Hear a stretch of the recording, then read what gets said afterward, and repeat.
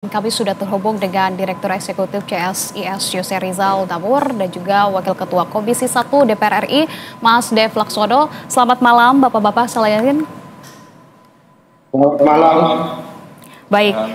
Terima kasih sebelumnya sudah berkenan bergabung bersama kami di Berita Satu Utama. Bapak-Bapak, ini kita akan membahas untuk memahami juga kemudian persoalan ini secara utuhnya. Saya ingin terlebih dahulu mungkin mulai dari hulunya, kenapa kemudian dari Amerika Serikat ini, dalam hal ini adalah Presiden Donald Trump begitu mengenakan tarif tinggi terhadap Indonesia begitu. Kita akan membahasnya yang dari 32%.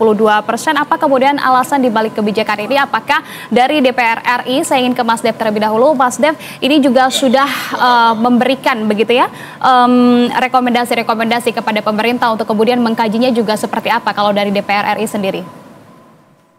Iya, kalau dari kami Komisi 1 kan kita berbicara soal diplomasi, kita mendorong negosiasi untuk membuka jalur komunikasi dan juga menyiapkan paket ekonomi. Nah, paket ekonominya apa yang tepat, yang sesuai, ya tentu kita serahkan ke pemerintah untuk menyiapkan paket tersebut. Dan juga untuk terus melakukan reformasi di dalam apakah itu rezim perpajakannya kah, rezim tarifnya, terus juga dalam regulasinya, bisa melakukan deregulasi di sejumlah sektor dan juga meningkatkan kapasitas dan kapabilitas kita, produktivitas kita. Itu kan semua saling berkaitan, memastikan chain supply-nya itu jangan sampai ada terdisrupsi.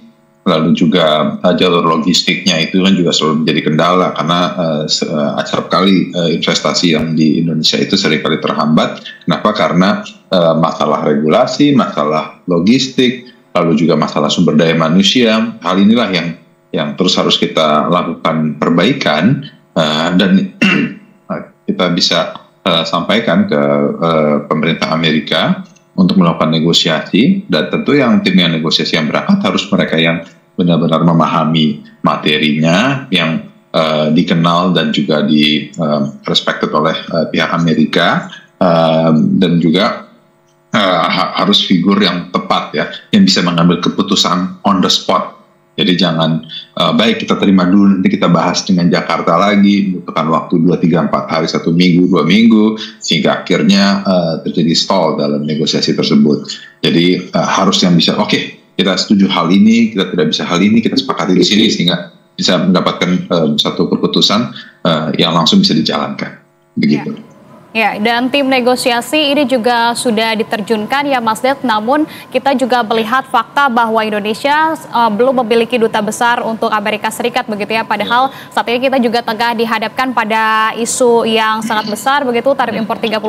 Nah, bukankah ketika memang adanya duta besar Indonesia untuk Amerika Serikat ini sebetulnya membuka celah juga, membuka ruang besar dalam aspek diplomasi itu sendiri yang lebih strategis begitu dengan kapasitas lobby-lobby internasional.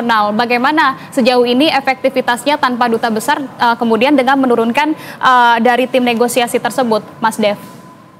Ya gini, posisi duta besar itu sangat penting dan dibutuhkan, apalagi di negara yang amat strategis seperti Amerika Serikat. Ya, kenapa? Karena like it or not, believe it or not, segala macam hal yang di dunia itu seringkali barometernya adalah Amerika Serikat, sehingga memang posisi dubes itu sangat penting. Jadi harus segera diisi.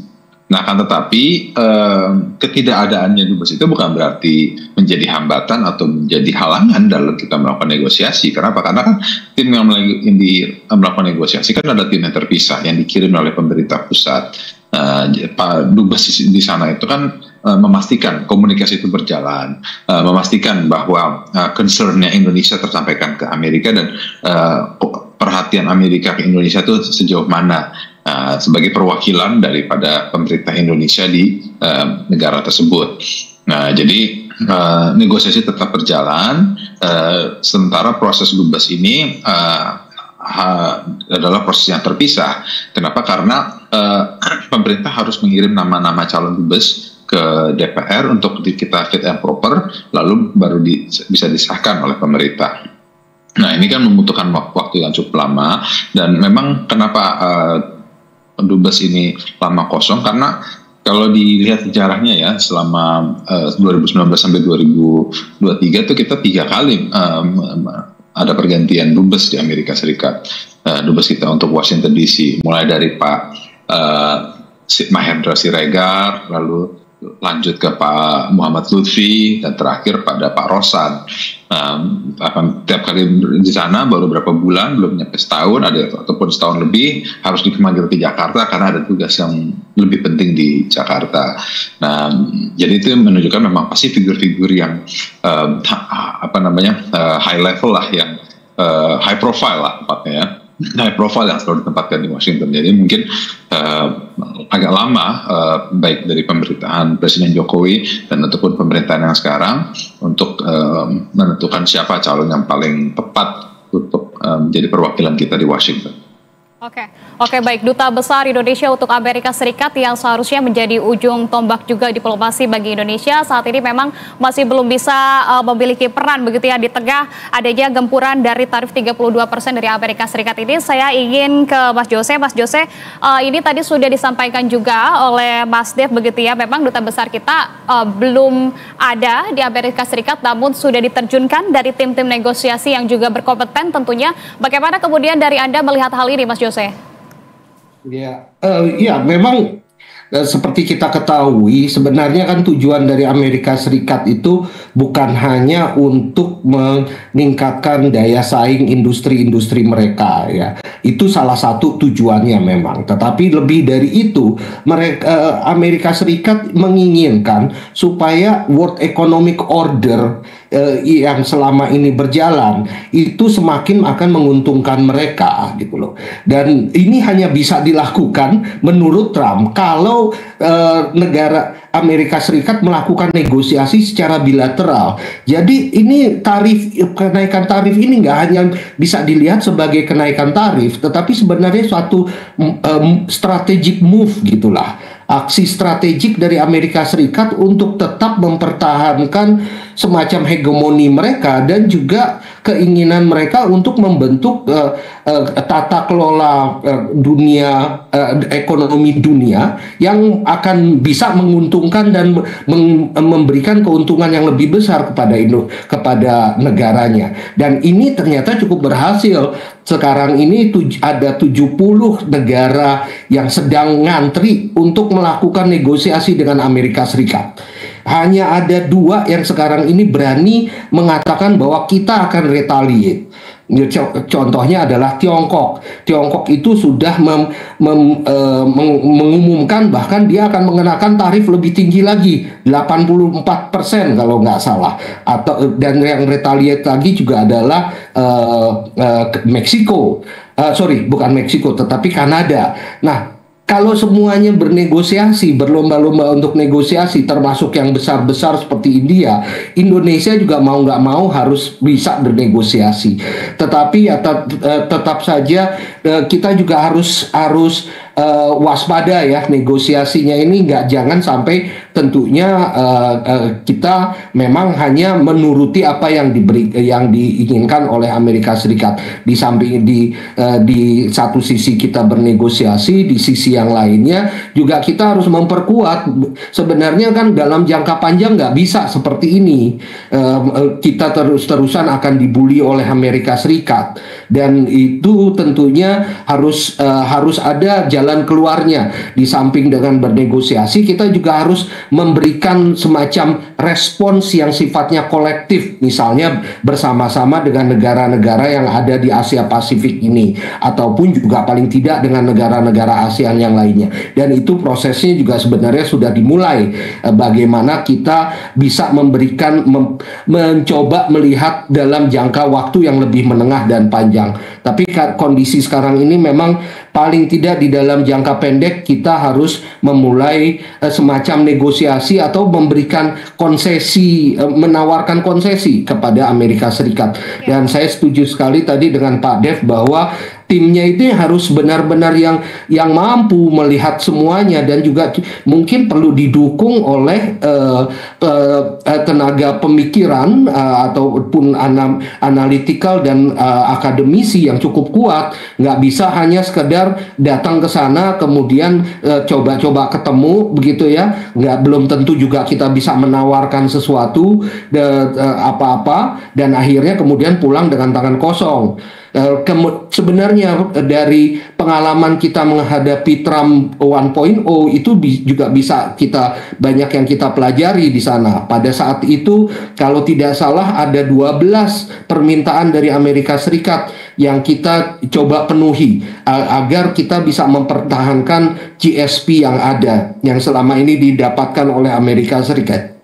Dan itu sebenarnya kebanyakan dari permintaan itu adalah hal-hal yang memang harus kita lakukan juga, reform yang memang perlu kita lakukan juga. Dan jadi tentunya ini di satu sisi kita ada negosiasinya, ke dalam negeri kita juga harus melakukan reformasi yang lebih baik lagi. Ya, artinya kita menjadi salah satu sasaran kebijakan tarif Trump sebesar 32% begitu, menjadi negara yang paling tertinggi ke-8 begitu ya. Ini bukan hanya soal ketimpangan neraca perdagangan, kemudian juga kebijakan proteksionisme dari Indonesia itu sendiri, tapi ada dinamika yang lebih dalam.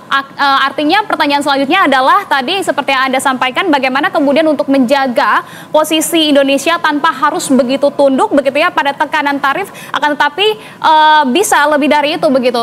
Apakah ini possible juga?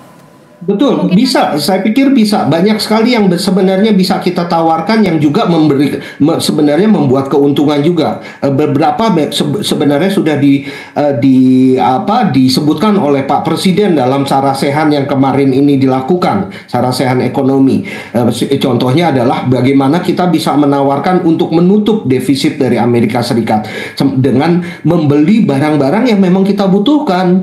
Contohnya misalnya LPG yang kita butuhkan, yang selama ini mungkin kita ambilnya dari negara yang lain, kita bisa alihkan ke Amerika Serikat. Lalu juga kita membutuhkan gandum, kita membutuhkan kedelai, dan itu kita bisa fasilitasi lebih jauh lagi. Dan ini semua bahkan kita bisa lakukan dengan cara-cara yang lebih elegan, misalnya dengan sekaligus menghilangkan kuota yang selama ini masih ada dalam hal impor tadi. Jadi misalnya jadi import dari Amerika Serikat itu kita tidak perlu dikenakan segala macam perizinan dan kuota-kuota yang bikin ribet yang kemarin ini disebutkan oleh Pak Presiden sendiri. Dan itu saya pikir sekaligus juga sebenarnya memberikan keuntungan untuk kita. Kita sudah mendapatkan barang-barang yang memang kita butuhkan, lalu kita juga bisa menjadikan ini momentum untuk perubahan regulasi-regulasi ataupun juga kebijakan yang memang kita perlu lakukan sejak lama. Jadi ini win-win solution yang kita harus dapatkan. Oke, baik Mas Dev, apakah kemudian dari yang tadi sudah disebutkan oleh Mas Yose begitu ya terkait dengan aspek-aspek itu sudah termasuk ke dalam paket-paket negosiasi yang memang ini dibawa begitu ya oleh tim negosiasi Indonesia untuk dilakukan diplomasi juga di sana, seperti itu Mas Dev? Ya tentu yang Pak Jose sampaikan itu adalah pandangan-pandangan yang baik dan penting dan berdasarkan pengalaman beliau selama ini untuk baik di dunia pendidikan ataupun juga di pemerintahan, dan ini tentunya sudah menjadi masukan dan juga modalitas utama dari tim yang akan melakukan negosiasi tersebut ya.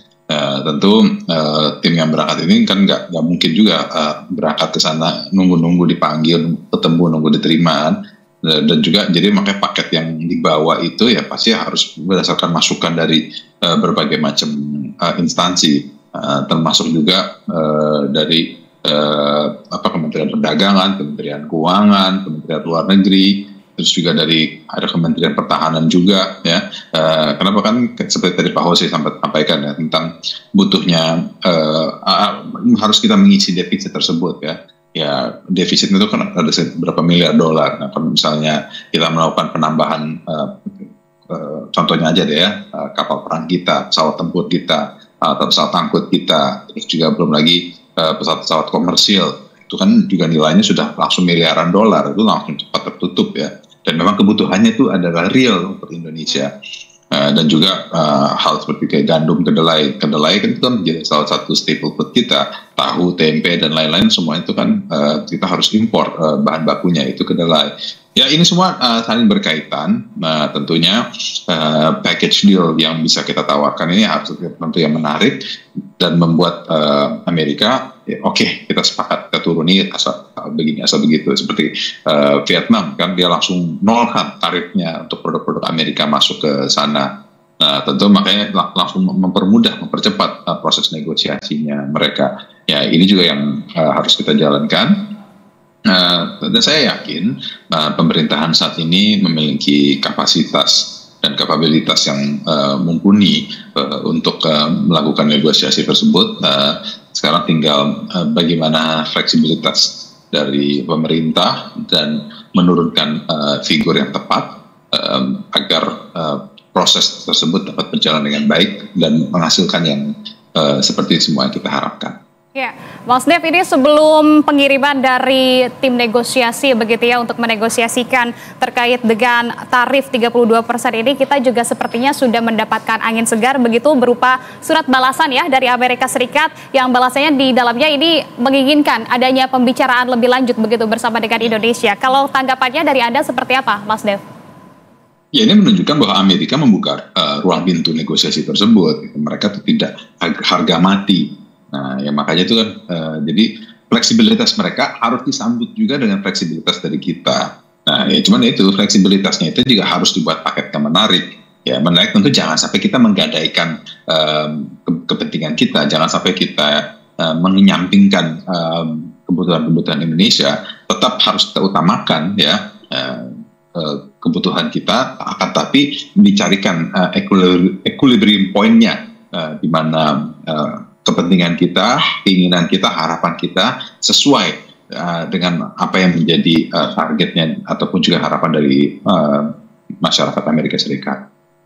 Oke, baik. Kalau dari Mas Yose sendiri melihatnya seperti apa? Benarkah ini merupakan angin segar bagi Indonesia karena Amerika Serikat sudah bisa memberikan respon begitu ya terkait dengan surat dari tarif resiprokal tersebut, Mas Yose? Ya, tentunya ini merupakan salah satu respons yang baik juga ya. Cuma memang sekali lagi kita harus mempersiapkan offer kita itu apa, konsesi yang mau kita berikan apa. Sebagian sudah kita coba lihat ya, misalnya di dalam hal importnya itu sendiri. Tetapi lebih dari itu kita mungkin juga bisa menawarkan yang sifatnya lebih kebijakan yang terkait dengan perdagangan ataupun dengan sektor jasa di Indonesia, seperti misalkan pihak Amerika Serikat selama ini dari bisnisnya paling tidak ya sangat concern sekali dengan berbagai kebijakan seperti TKDN misalnya ya, terutama di dalam berbagai sektor-sektor yang terkait dengan interest mereka, pharmaceutical misalnya, obat-obatan ataupun juga medical device. Nah ini atau juga dalam mobile technology. Nah itu adalah interest mereka juga ya. Mungkin kita bisa lihat apa yang kita bisa offer juga di dalam bidang-bidang tersebut. Lalu selain itu kelihatannya kita juga harus menunggu nih. Biasanya tuh memang Amerika Serikat akan memberikan requestnya mungkin beberapa poin ataupun beberapa item yang harus kita coba lihat, dan terutama ini adalah yang sifatnya kebijakan. Dan itu kelihatannya Amerika Serikat sendiri pada saat ini belum siap nih untuk ke negara-negara, masing-masing negara itu permintaannya apa. Jadi mungkin masih agak lama juga. Jadi kalau menurut saya sih memang selain kita tadi offer, kita mungkin juga harus mempersiapkan diri untuk request yang mereka akan kemukakan. Jadi sebaiknya juga offernya jangan terlalu banyak juga gitu ya. Kita masih harus menunggu juga request dari Amerika Serikat itu seperti apa. Karena ini sekali lagi memang transaksi, sifatnya transaksional, bilateral dan transaksional antara negara-negara tersebut. Dan tarif itu menjadi instrumen, hanya menjadi instrumen sebenarnya bagi bargaining chip dari Amerika Serikat sendiri. Oke, meskipun ada relaksasi TKDN yang mana ini juga sangat menyangkut kepentingan industri nasional, begitu ya. Saya ingin ke Mas Dev yang terakhir sebelum Mas Dev meninggalkan dialog ini, nanti masih akan kita lanjutkan bersama dengan Mas Yose, begitu. Mas Dev, ini Presiden Prabowo Subianto melanjutkan lawatannya saat ini, begitu ya, terkait dengan geopolitik, begitu, geoekonomi juga. Bagaimana kemudian Anda melihatnya terkait dengan hal ini, Mas Dev? Ya, tentu ini adalah satu bagian dari diplomasi Presiden Prabowo untuk terus melakukan komunikasi diplomasi ke negara-negara asing.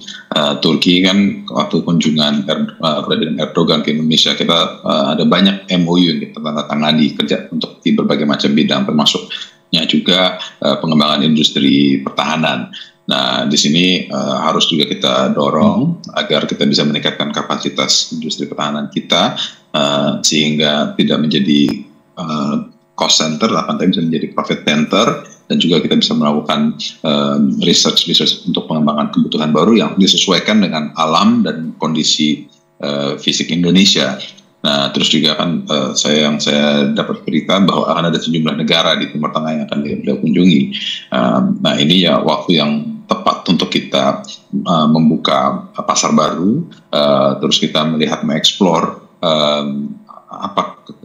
kesempatan-kesempatan apa yang bisa kita kembangkan dengan pasar-pasar tersebut. Kita bisa melanjutkan komunikasi dan juga diskusi ataupun juga pembicaraan tingkat tinggi dengan BRICS dengan OECD, ataupun dengan trading partners lainnya yang kita miliki, sehingga kita bisa perlahan mengurangi dependensi kita dengan market di US, untuk kita bisa menawarkan produk-produk kita dan juga tetap meningkatkan kualitas dan variety akan produk-produk yang bisa kita tawarkan ke negara-negara tersebut. Baik.